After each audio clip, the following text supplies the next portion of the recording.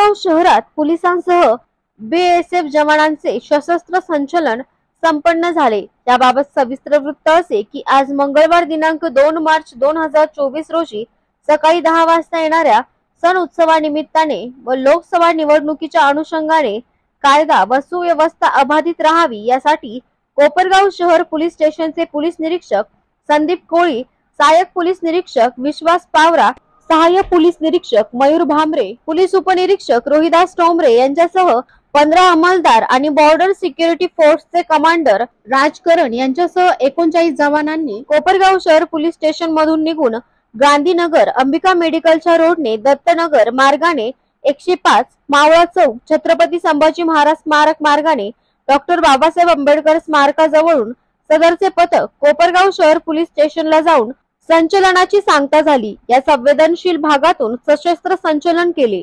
त्यावेळी कोपरगाव शहर पोलीस ठाण्याचे अधिकारी कर्मचारी तसेच बीएसएफ चे अधिकारी व कर्मचारी या संचलनात सहभागी झाले होते। याबाबत सविस्तर माहिती देताना पोलीस निरीक्षक संदीप कोळी म्हणाले, आगामी लोकसभा निवडणुकीच्या अनुषंगाने त्याचप्रमाणे येणाऱ्या सण उत्सवाच्या अनुषंगाने महाराष्ट्र पोलीस कोपरगाव शहर पोलीस ठाणे तसेच बॉर्डर सिक्युरिटी फोर्सचे अधिकारी व अंमलदार यांच्या मदतीने आज कोपरगाव शहरातील मुख्य एरियामधून पथसंचलन करण्यात आलेले होते।